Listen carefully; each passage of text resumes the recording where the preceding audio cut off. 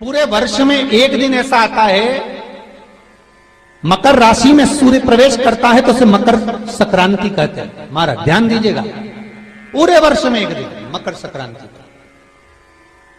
हमारे हिंदू धर्म में ये दिन है, हमारे हिंदू धर्म में जो ये दिन है। अच्छा, कई लोग कहते हैं कि सूर्य की उत्तरायण का क्रम है, ये क्रम है, ये पूजन का क्रम है, तिल्ली के लड्डू का क्रम है, लड्डू बना लो तिल्ली का, इसका क्रम है। पर अगर स्कंद पुराण उठाओ तो स्कंद पुराण में अगर मकर संक्रांति के क्रम को यदि पढ़ोगे तो मालूम पड़ेगा कि पूरे वर्ष में एक दिन ऐसा था जिस दिन भगवान शिव और नारायण ये दोनों, इसलिए आज भी हिंदू धर्म में गुड़ के लड्डू तिल्ली के साथ मिलाते हैं। क्यों? उसका कारण कि शंकर और नारायण ये दोनों एक ही दिन एक ही पल गंगा का स्नान करने के लिए आए। एक ही भगवान शिव, देखिए कितना कितना हमारे हिंदू धर्म में एक एक तिथि का, एक एक बार का एक एक महत्व है, उसको समझिए।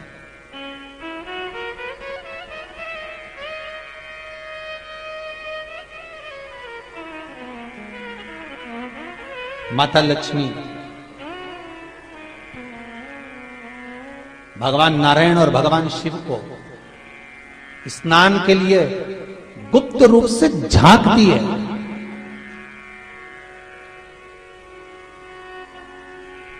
तो भगवान विष्णु ने तिरछी दृष्टि में माता लक्ष्मी को देखा,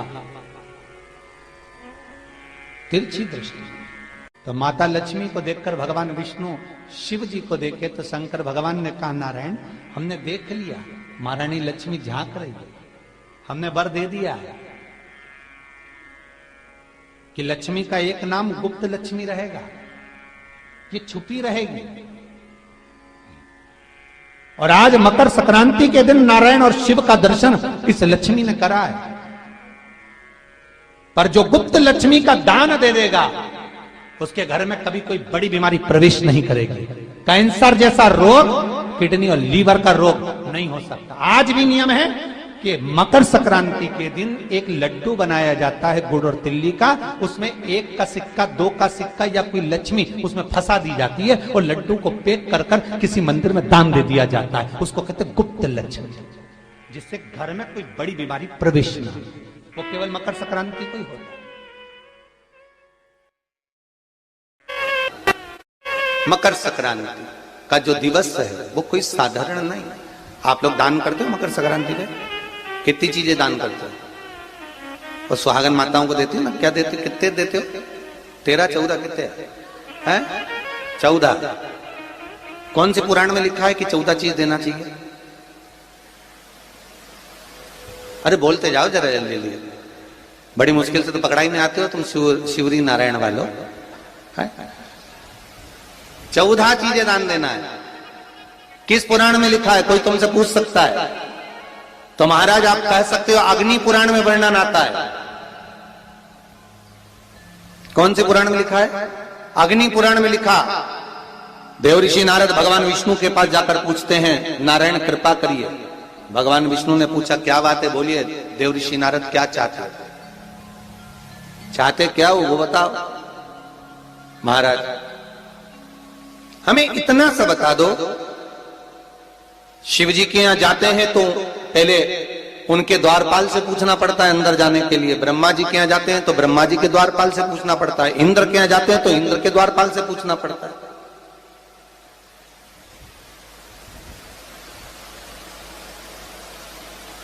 हम जितनी भी जगह जाते हैं तो कोई ना कोई द्वारपाल से हमें पूछना पड़ता है अंदर जाने के।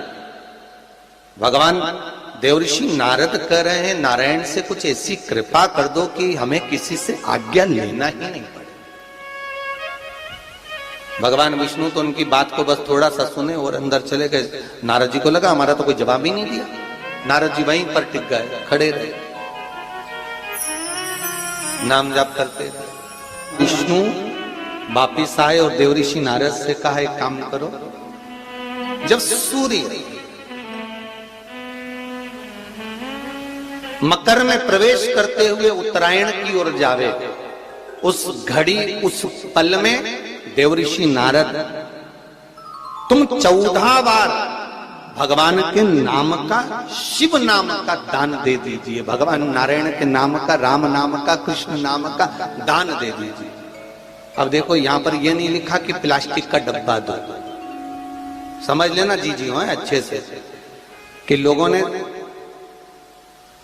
दान को कितना भ्रष्ट कर दिया वो बताया जा रहा है। अग्नि पुराण में यह नहीं लिखा कि तुम प्लास्टिक की चाय की चन्नी दो 14, बाल्टी दो 14, या प्लास्टिक का डब्बा दो 14 है। यहां पर यह नहीं लिखा है कुछ भी हो। यहां क्या लिखा अग्नि पुराण में कि मकर संक्रांति के दिन जब सूर्य उत्तरायण भाव में प्रवेश करे, मकर में जावे, उस समय पर देवऋषि नारद तुम्हारे मुख से अगर 14 बार भगवान के नाम का दान 14 जीवों को दे आओगे तो किसी भी देवता के पास जाओगे, तुम्हें परमिशन की जरूरत नहीं पड़ेगी, तुम डायरेक्ट प्रवेश कर जाओगे, डायरेक्ट। अब तुमको अगर वैकुंठ में डायरेक्ट प्रवेश करना हो तो बिना पूछे, तो उसके लिए कहा ही मकर संक्रांति पे दान दो। तो किस चीज का दान देना है महाराज? प्लास्टिक का डब्बा नहीं, बाल्टी नहीं, चन्नी नहीं, फिर किस चीज का दान? तो कहा अगर देवर्षि नारद आप दान दे रहे हो तो 14 नाम का दान दीजिए, 14 जीवों को नाम का दान दे दो, भगवान के नाम का भजन करो। और अगर संसार के लोग दान दे तो किस चीज का? तो के अन्न से बड़ा कोई दान, अन्न से बड़ा कोई दान। श्री शिवाय नमस्तुभ्यम। हर हर महादेव। गुरुजी द्वारा बताए गए उपाय को विश्वास के साथ जरूर करें और कमेंट में श्री शिवाय नमस्तुभ्यम जरूर लिखें। Thanks for watching.